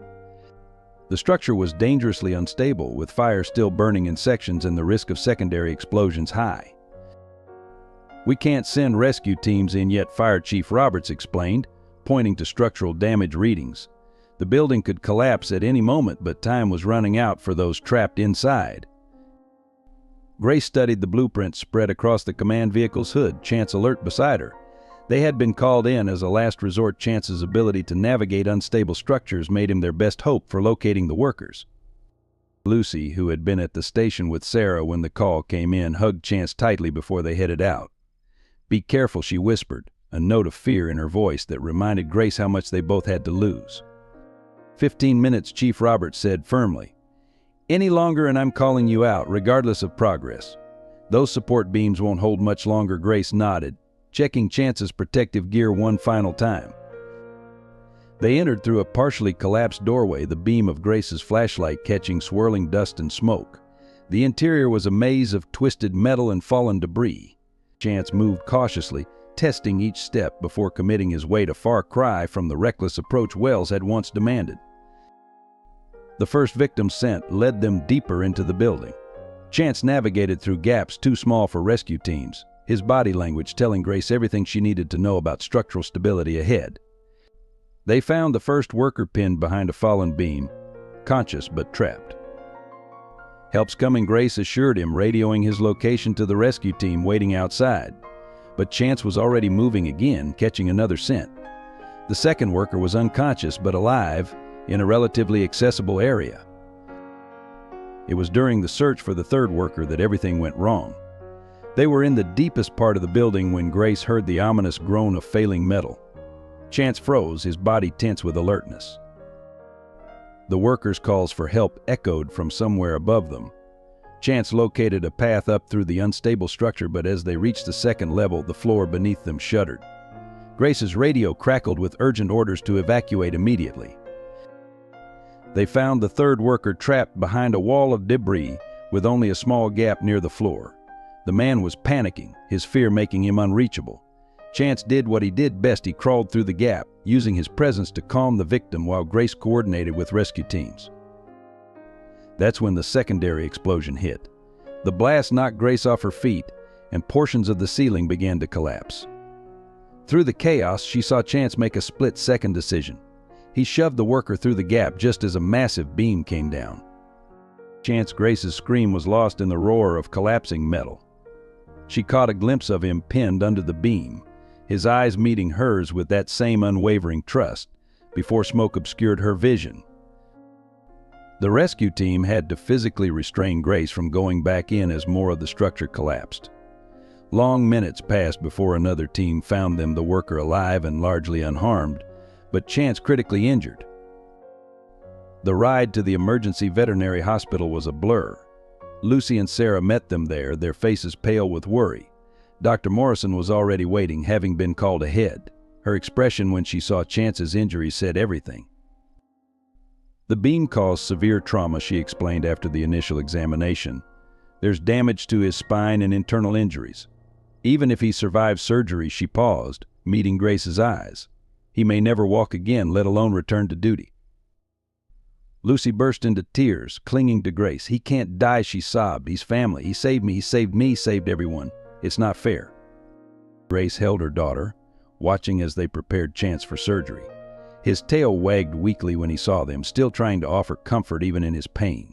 It was so characteristic of him, always putting others first, just as he had in the mill. "Fight, buddy," Grace whispered as they took him away. "We need you. All of us." The veterinary hospital waiting room became their world for the next 12 hours. Grace paced while Sarah kept Lucy close, trying to distract her with stories but unable to hide their shared fear. Chief Thompson arrived with several officers, their presence a silent show of support for one of their own. Finally, Dr. Morrison emerged from surgery, her scrubs showing signs of the long battle she'd fought. "He's alive," she said first, knowing those words were what they needed most. But she hesitated, gesturing for Grace to follow her to a private consultation room. The X-rays and scans displayed on the light board told a grim story. Dr. Morrison pointed to various areas, her voice professional but gentle. The beam caused severe trauma to his lower spine. We've repaired what we could, but there's significant nerve damage. The next 48 hours are critical." "What are his chances?" Grace asked, her voice barely a whisper. "Of survival? Good, now that we've stabilized him." "Of walking again," Dr. Morrison paused. "The damage is extensive. Even with intensive rehabilitation, he may never regain full use of his hind legs. Return to active duty would be." She shook her head. "I'm sorry, Grace. It's not the news any of us wanted." Grace stared at the images, remembering how Chance had moved just yesterday, strong, confident, purposeful. "Can I see him?" They found Lucy already there, having slipped into the recovery area when no one was looking. She sat beside Chance's bed, carefully holding his paw, whispering to him the way he used to listen to her nightmares. Chance lay still, tubes and monitors surrounding him, but his tail thumped weakly when he saw Grace. Even now, he tried to lift his head to show he was ready for whatever came next. The effort clearly caused him pain, but his eyes never left Grace's face. "The next few days are crucial," Dr. Morrison explained. "We'll begin to see the full extent of his mobility issues as he recovers from surgery. But you need to prepare yourselves. His life will be very different now." Lucy looked up, her face tear-stained but determined. "We'll take care of him," she declared. "He took care of us. Now it's our turn." The news spread quickly through the department. Officers stopped by throughout the day, many of them crying openly when they saw the once mighty K-9 officer struggling to even lift his head. Lieutenant Hayes stood in the doorway for a long time, watching Chance fight to stay conscious despite the pain medication. "He saved that worker's life," Hayes said finally. "Chose to push him to safety instead of saving himself. That's not training, that's character." Sarah helped Grace set up a rotation schedule, ensuring someone was always with Chance. The nurses found them there at all hours, Lucy reading her school books aloud to him, Grace sleeping on the floor beside his bed, Sarah bringing home cooked meals that Chance couldn't eat but seemed to appreciate anyway. A week passed, then two. Chance's wounds began to heal, but the paralysis in his hind legs remained. Dr. Morrison started him on physical therapy, teaching Grace and Lucy how to help with the exercises. Chance approached these sessions with the same dedication he'd shown in training, even when progress was measured in millimeters rather than miles. "Look," Lucy exclaimed one morning, pointing to Chance's tail. "He moved it. He really moved it." It was a tiny victory, but they celebrated it like a miracle. Each small sign of improvement became a triumph to be shared and cherished. But the reality of their situation couldn't be ignored. Chief Thompson visited with paperwork for Grace to sign forms acknowledging Chance's medical retirement from the force. "He'll receive full honors," Thompson assured her. "And the department will cover his medical expenses. He's a hero, Grace. We take care of our heroes." Grace signed the papers, each signature feeling like a betrayal, even though she knew it was necessary. That night, alone with Chance, she finally broke down. "I'm so sorry," she whispered, burying her face in his fur. "You gave everything to the job," and now Chance responded by licking her face, his eyes showing the same trust and love they always had. In that moment, Grace realized that while their professional partnership might be ending, their bond was stronger than any badge or duty. The decision came to Grace one morning as she watched Lucy help Chance with his therapy exercises. The department had been understanding, giving her extended leave to care for her injured partner, but they were starting to ask about her return to duty. They'd even offered her a new K-9 partner, a young German Shepherd already fully trained. "I can't," Grace told Sarah over coffee, watching Chance struggle to drag himself across the living room floor using just his front legs. "I can't leave him like this and work with another dog. It would feel like betraying him." Sarah nodded, understanding in her eyes. "You're thinking of resigning, aren't you?" "The physical therapy is showing progress, but it's slow. He needs constant care, specialized exercises, regular medical treatments." Lucy's been amazing helping out, but Grace trailed off, remembering how Chance had never given up on her or Lucy. How could she give any less to him? The next morning, Grace walked into Chief Thompson's office, her resignation letter in hand. The chief read it silently, his face showing no surprise. "I thought this might be coming," he said finally. "You know you've earned a promotion. The K-9 training division needs someone with your experience, your methods. You could make a real difference." Grace looked out the window. where she could see the training yard where she and Chance had spent countless hours. Chance made the difference, sir. He proved that every dog deserves a chance, that traditional methods aren't the only way. But now he needs me more than the department does. Thompson stood, walking to a photo on his wall, Chance receiving his commendation after the competition. What will you do? Dr. Morrison suggested I could train as a canine physical therapy specialist, Grace replied. There's a growing need for rehabilitation services for injured working dogs. Chance. He could help teach me, help other dogs like him. You're not just leaving a job, Thompson reminded her. You're leaving a career you've built, achievements you've earned. Grace thought of Lucy's words from the hospital, "We'll take care of him." He took care of us, she squared her shoulders. I'm not leaving my achievements, sir. I'm honoring them. Everything I learned about loyalty and dedication I learned from Chance. The news spread quickly through the department. Officers stopped by Grace's desk, sharing memories, offering support. Lieutenant Hayes, who had once been their harshest critic, spoke at her farewell gathering. Anderson and Chance showed us that sometimes the best officers aren't the ones who fit our preconceptions, he said.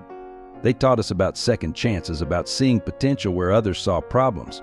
That legacy will continue long after they're gone. Lucy was waiting at home when Grace returned from her last day, sitting beside Chance on his special orthopedic bed. Did you cry? She asked, hugging Grace tight. A little, Grace admitted. But mostly I felt peaceful. Like this is exactly what we're supposed to do next.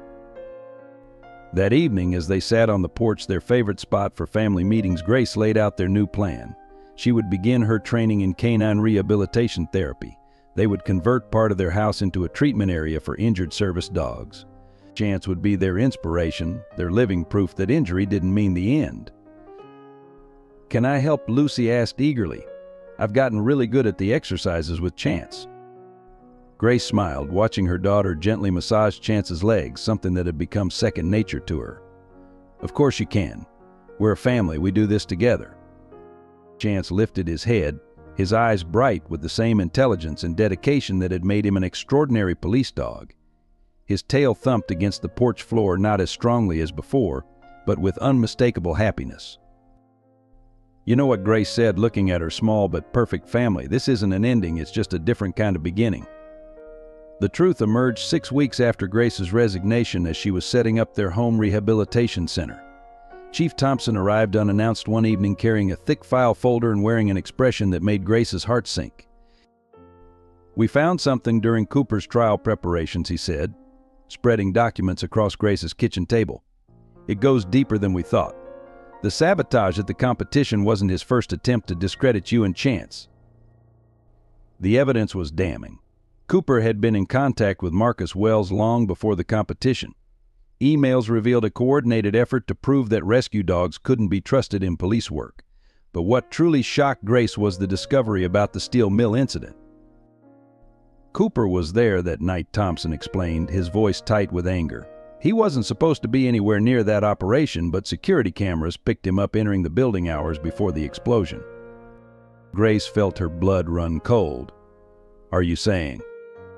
He tampered with the structural supports, Thompson confirmed. Made an already dangerous situation worse. He knew you and Chance would be called and your team was the only one qualified for that type of rescue. He wanted to force Chance into a situation that would prove him unreliable under pressure. Lucy, who had been doing her homework nearby, dropped her pencil. He hurt Chance on purpose. Her voice trembled with a mixture of horror and rage that echoed Grace's own emotions. Thompson nodded grimly. Cooper didn't expect Chance to act so heroically. He thought the dog would panic, abandon the victim. Instead, Chance proved exactly what you'd been saying all along, that his supposed weaknesses were actually strengths. Grace moved to where Chance lay in his therapy bed, gently stroking his head. The enormity of Cooper's betrayal struck her anew. Her partner's career-ending injury hadn't been just bad luck or the risks of the job, it had been deliberately engineered by someone they'd trusted. Cooper's looking at serious time, Thompson continued. Attempted manslaughter, endangering emergency responders, animal cruelty. Wells is also under investigation for his role in the conspiracy. Sarah, who had arrived during the discussion, voiced what everyone was thinking all this because they couldn't accept that their way wasn't the only way. that a rescue dog could be better than their precious purebreds. Pride, Grace said quietly, watching Chance doze peacefully, unaware of the revelation about his injury. They were so invested in their beliefs about what makes a good police dog that they were willing to destroy anyone who proved them wrong. Thompson laid a hand on Grace's shoulder. The department wants to make this right. Full pension for Chance, coverage of all future medical expenses. And he hesitated. There's talk of establishing a training program in his name, specifically for rehabilitating rescue dogs for police work. Lucy brightened at this. So Chance's way of doing things won't be forgotten? Other dogs like him will get chances too. More than that, Thompson replied. We want Grace to help develop the program, not as an active duty officer but as a consultant.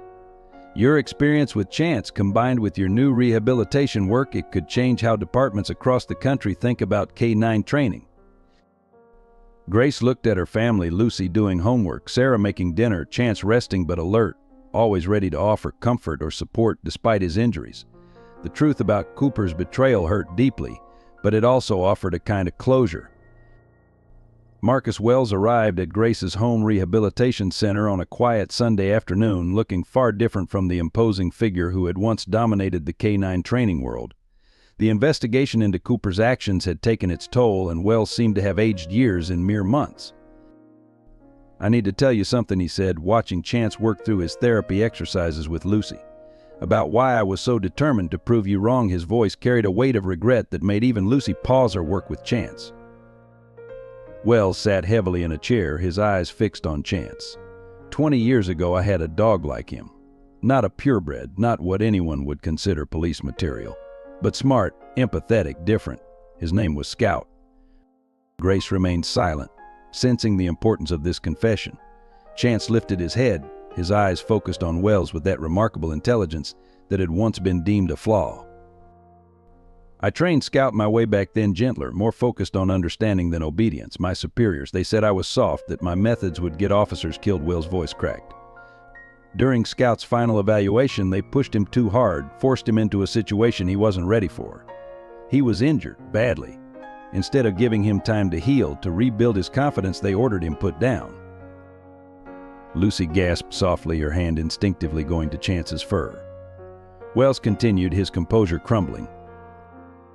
After that, I became what they wanted, hard, uncompromising, believing that breaking a dog's spirit was better than risking its life. When I saw how you worked with Chance, how you valued the very qualities I'd learned to suppress. He shook his head. It was like seeing my own failure reflected back at me. So you tried to prove me wrong, Grace finished quietly. I thought I was protecting the program, protecting other dogs from what happened to Scout.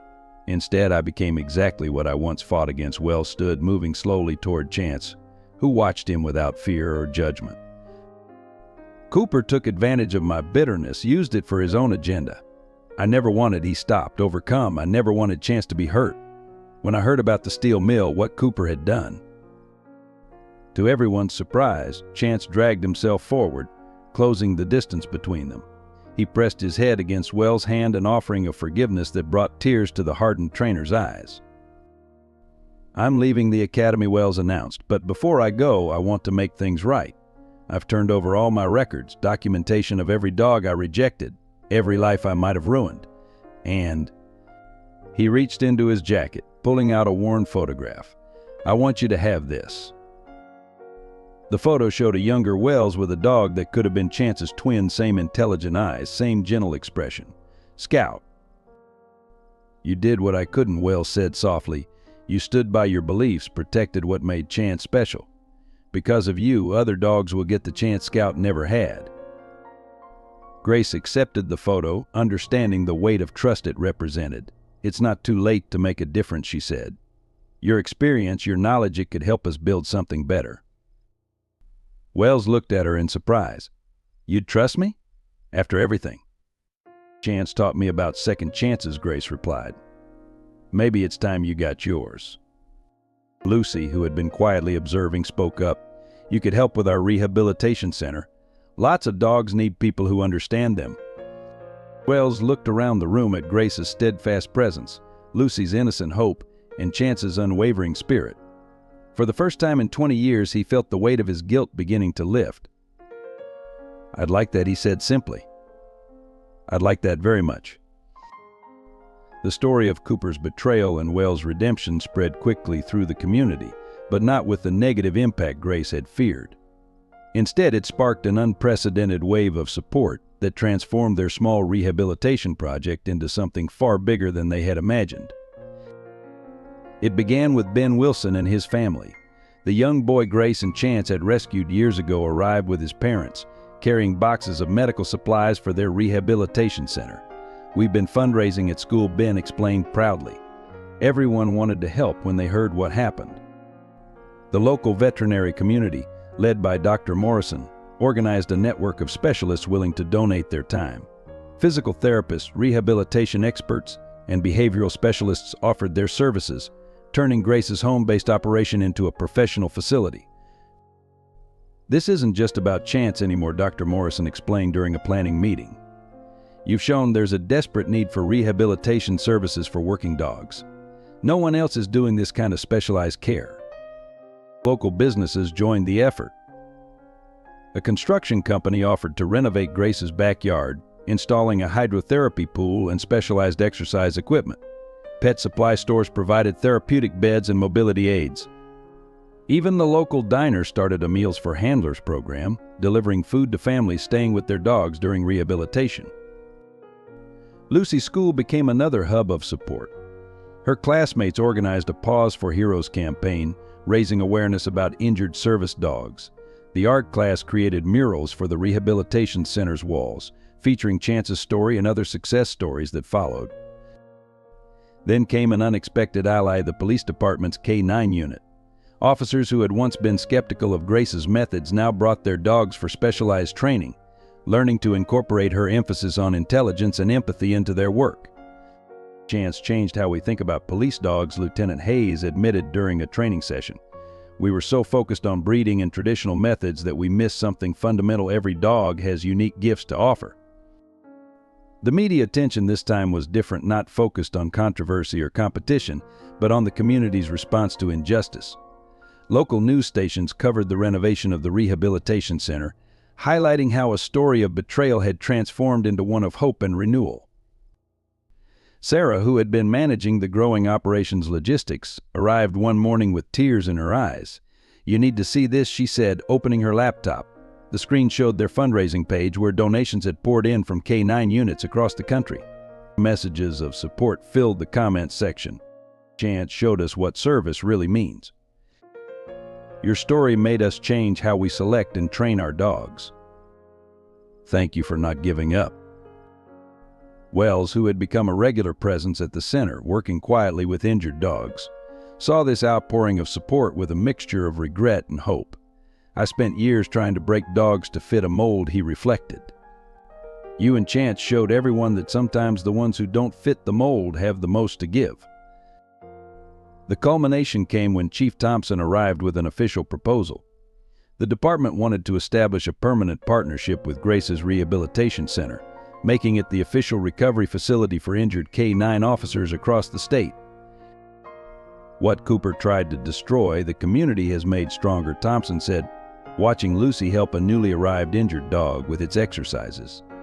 "You and Chance started something here that's bigger than any of us."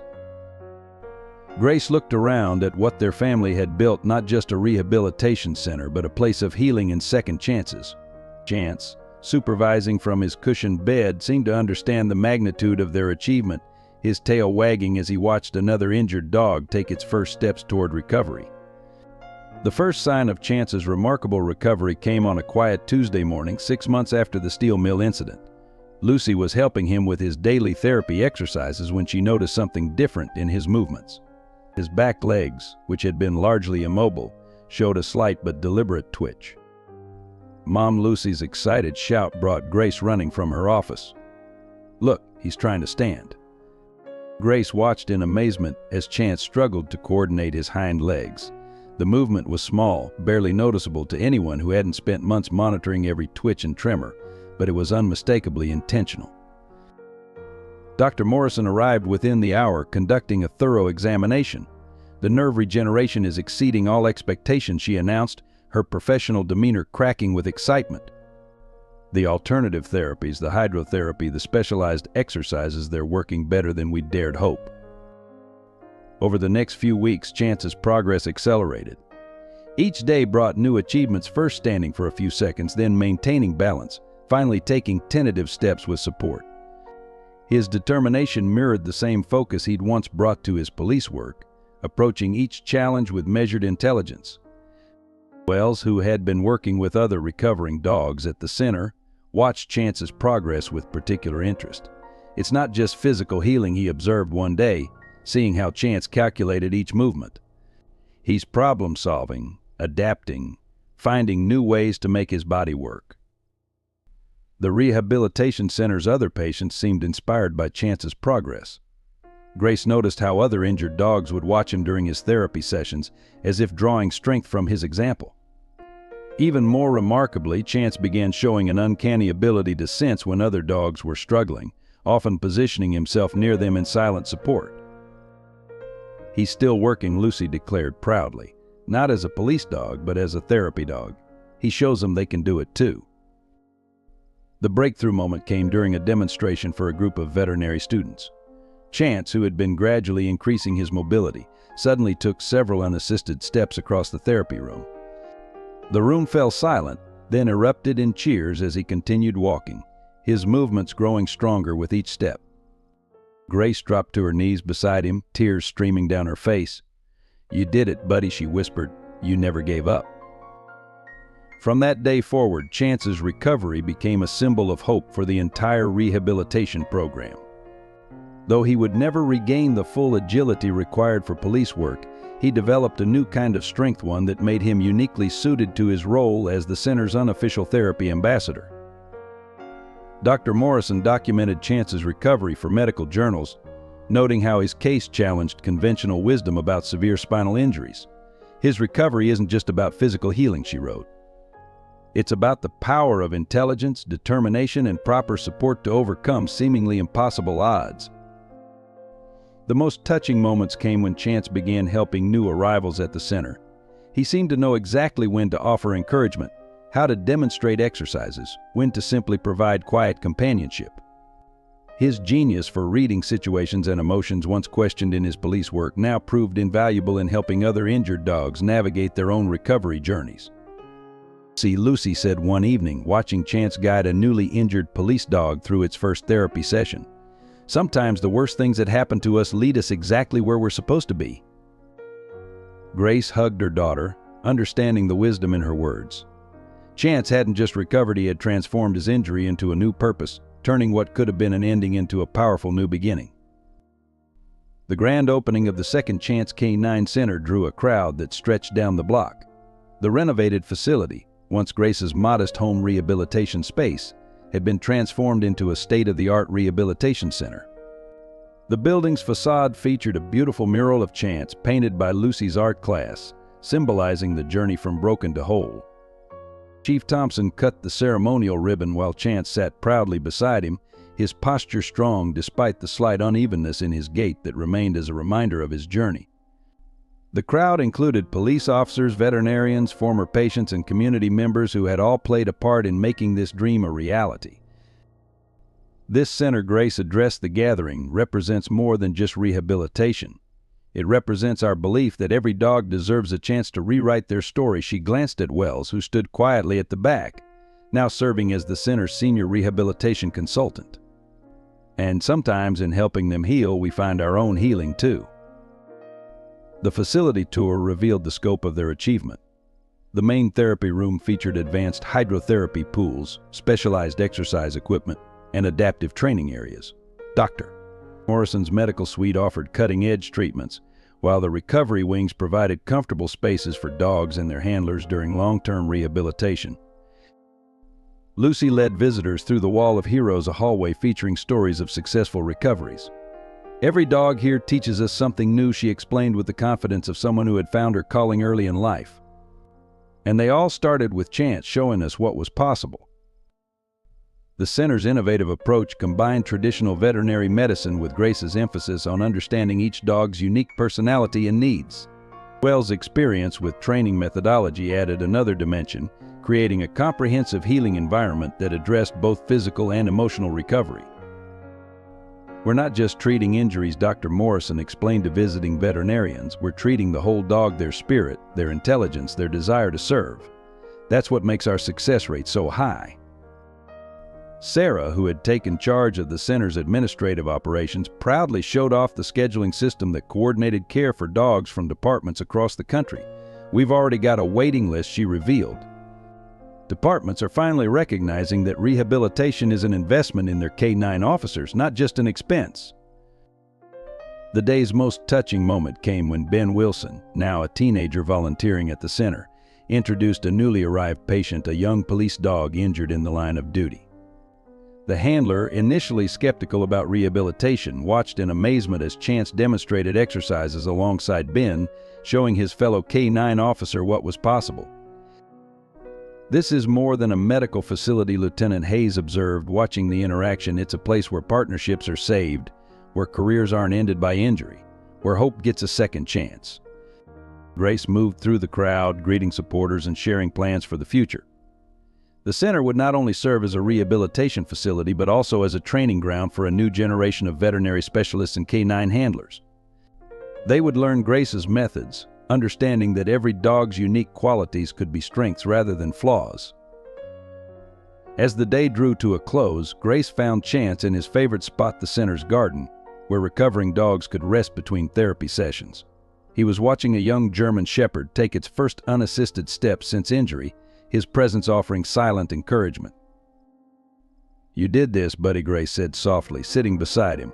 "You showed us all what it means to never give up." Chance leaned against her, his eyes bright with the same intelligence and determination that had carried him through his own recovery. The Second Chance K-9 Center stood as a testament to the power of believing in possibilities rather than limitations, of seeing potential where others saw only problems. It was Chance's legacy, transformed from personal tragedy into hope for countless others. On a bright spring morning, exactly 1 year after Chance's injury, Grace and Lucy sat in the family court waiting room. The formal adoption papers lay ready on their lawyer's desk, representing the final step in making official what their hearts had known for months: they were truly a family. Judge Patricia Harris, who had followed their story through the local news, smiled warmly as she reviewed the documents. "I see quite a support system here," she noted, looking at the courtroom filled with their extended family: Sarah and Tyler, Chief Thompson, Dr. Morrison, Wells, and even Ben Wilson and his parents. At Grace's feet, Chance lay alert and proud, his service dog vest indicating his new official role as a therapy dog. "Your Honor," Lucy spoke up unexpectedly, her voice clear and confident. "Can I say something?" At the judge's nod, she continued, "Everyone thinks Chance and Mom rescued me, but really we rescued each other. We all needed a second chance, and we found it together."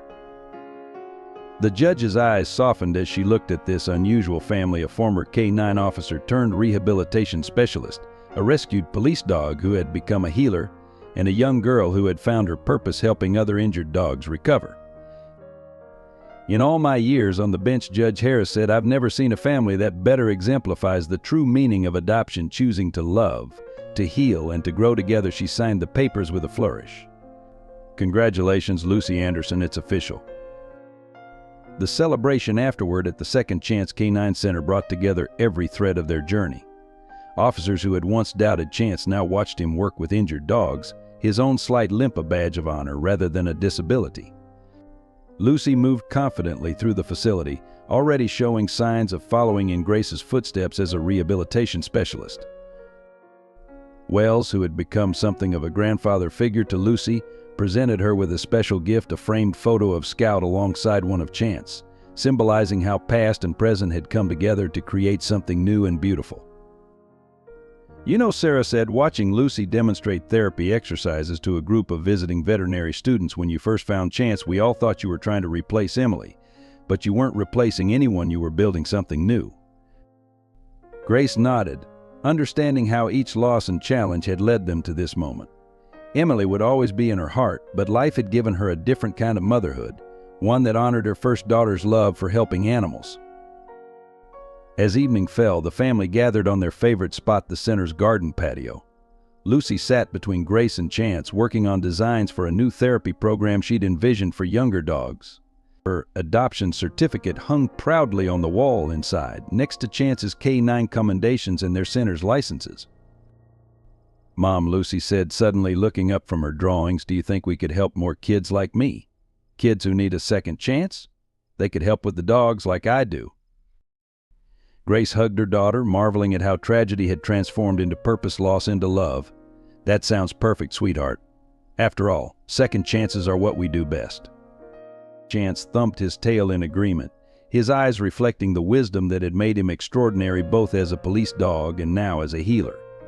Together, they had proven that family wasn't about perfect beginnings, but about perfect belonging. As night fell over the Second Chance K9 Center, the Andersons, all three of them, sat content in their newfound completeness. They had started as broken pieces: a grieving mother, an abandoned dog, and a lost little girl. But together they had built something stronger than their individual scars. They had built a family that would continue giving second chances to others who needed them most. Thank you for watching this heartwarming story of Grace, Chance, and Lucy.